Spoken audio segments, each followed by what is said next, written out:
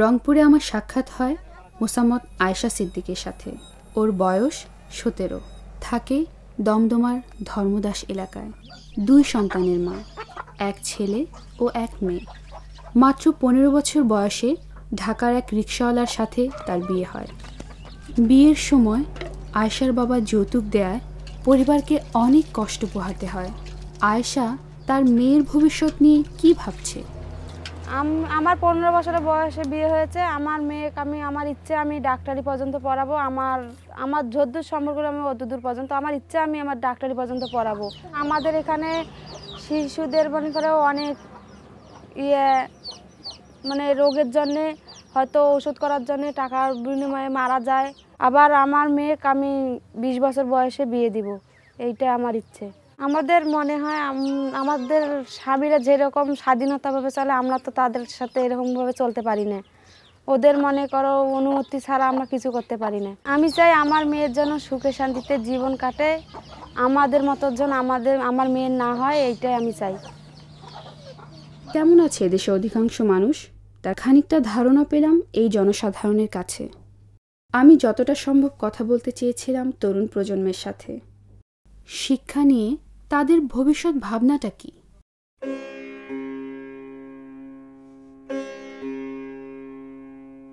তা নিয়ে সরাসরি প্রশ্ন করলাম তাদের। যেমন শিক্ষা, সকলের জন্য শিক্ষা কি উন্মুক্ত? শিক্ষাক্ষেত্রে সম অধিকার সকলেই পাচ্ছে কি?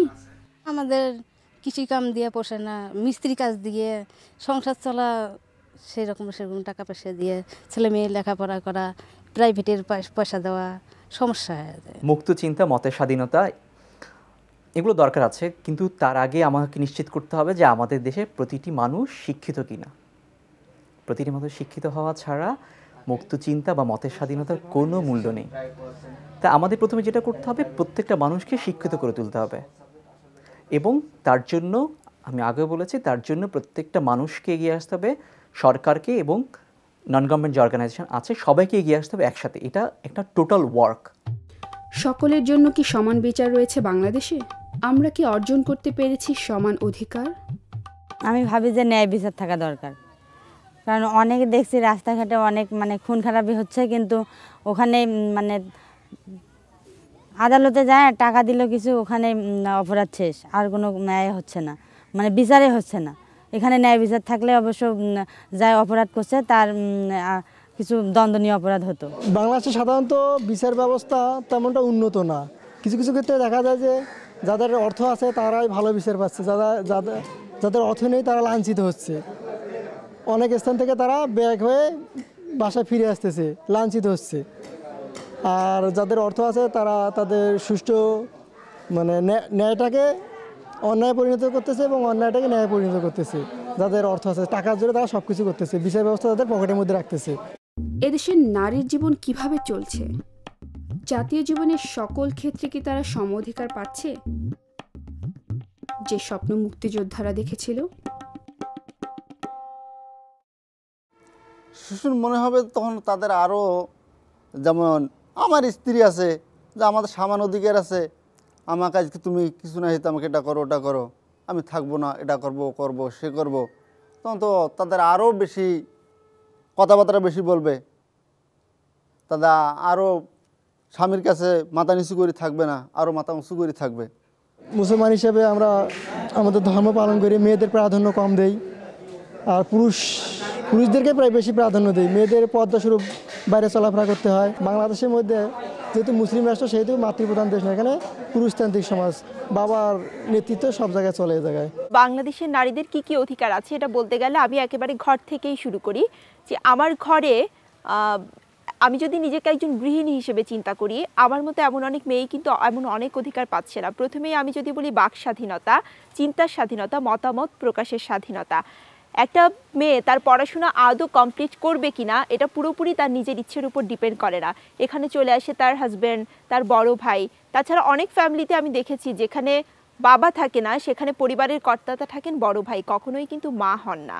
আমাদের এখানে অনেকে বাল্যবিবাহ এবং যৌতুক ছাড়া তো বিয়ে হয় না, এখনো যৌতুক প্রথাটা আছে, যে মেয়েটা কি সম্পর্ক করে বিয়ে করছে কিন্তু স্বামীটা যৌতুক চাই, কিন্তু তারা যৌতুক দিতে পারেনি, এর জন্য মেয়েটাকে মারধর করে বাড়ি থেকে বের করিয়ে দিয়েছে। আমাদের দেশে যেটা যৌতুক প্রথা বা বাল্যবিবাহ যে আইনগুলো আছে সেগুলো এখনো সঠিকভাবে প্রয়োগ হয় না।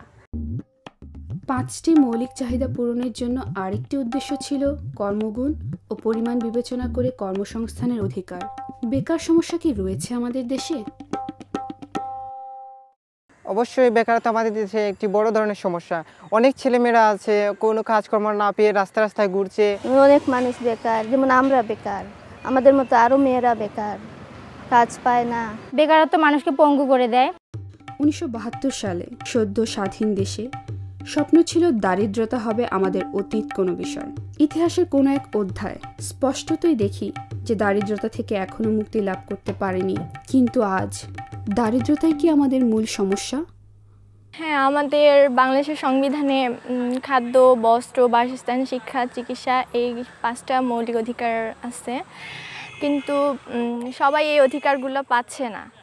যদিও এই অধিকারগুলোর জন্যই আমরা যুদ্ধ করে আসছি 71 সালে। কৃষক কাজ করে, যারা মনে করো ব্যবসা করে, তাদেরকে খুব কষ্ট হয়েছে। সার পরিমাণে সবজির দাম বেশি হয়েছে, গৃহস্থর মনে করো একটু কষ্ট হয়েছে, আবাদ করতে পারতেছে না, ফসল ভালো হইতেছে না, চারিদিক দিয়ে একটু সমস্যা। আমাদের এখানে তো দরিদ্র বেশি, অথচ খাবার কম, মনে করেন কামাই, মনে করেন খাদ্য কম, আবার ফসল কম। এখন মনে করো ফসলের জন্য আমাদের গ্রামের দরিদ্ররা অনাহারে, কেউ খাইতেছে, কেউ না খায়া